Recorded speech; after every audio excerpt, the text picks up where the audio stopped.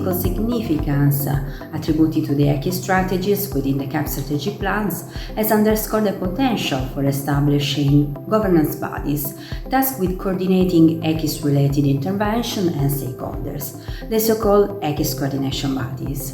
The managing authorities of the CAP strategic plans have identified the configuration that best fit the needs for governance of the AKIS and the expectations of the respective actors.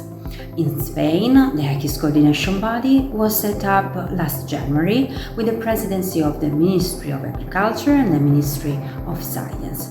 Isabel Bombal, Director General for Rural Development Innovation and Agri-Food Training of the Spanish Ministry of Agriculture, Fisheries and Food, will tell us more about the step followed for the constitution of the AKIS coordination body and expectations about this functioning. So, what steps did you follow to define the AKIS coordination body? I must say that it was not easy. In 2019, we decided to work the concept of AKIS in Spain on a focus group, similar to the focus groups in European Union, because we didn't have a clear picture of its situation. You know, the competencies in Spain are regionalized. So in this case, they were as well, and we didn't know exactly about the great diversity it existed in the AKIS situation in Spain. So we put together to think and to reflect about this to many different experts from all regions, different sectors, organizations, public administration, private sector, etc. And to talk about this, and in particular about the role of advisory services in the Spanish agri-food sector. And so we had a more or less clear picture about it, especially about the main weaknesses and challenges of the Spanish AKIS system. And we can name different ones, but for example, I name some of them. The first of all is the Spanish diversity regarding the agri-food sector and the advisory services. This is an opportunity, but as well it is a challenge. The first one is the growing demand of the different matters which should be covered by especially the advisory services due to the regulatory issues, to new technologies, to environmental practices, improved management. This is another thing that we should take into account in order to establish the governance of this AKIS system.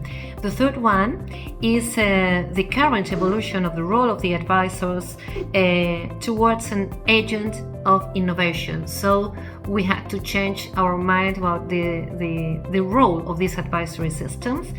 And then we could talk about the importance of multi-actor approaches and systems and the missed opportunities interconnecting regions and sectors due to the lack of governance structures. So we realized that governance is a real key issue.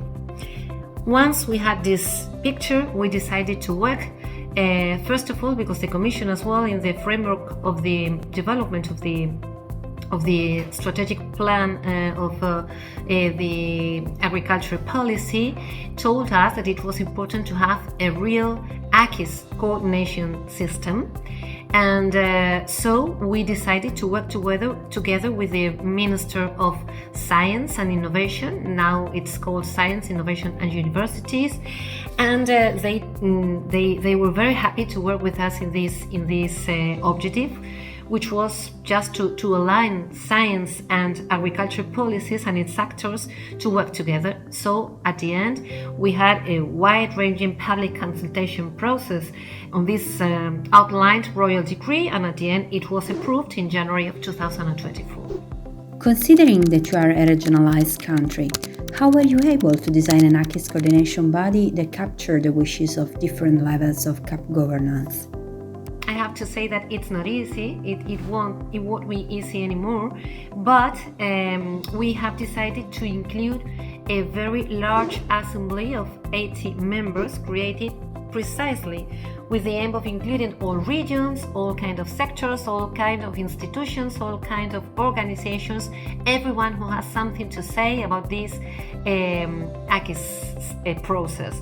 And about the regional aspects, we have they have a key role in the coordination body, because first of all we have the regional common agricultural policy management authorities in it, so they are members of the assembly. And on the second part we have each regional administration, which has to appoint a representative from a scientifically reputable institution in the agri-food field within their region. So like this, we have clearly defined and included all the region sensibilities in this coordination body.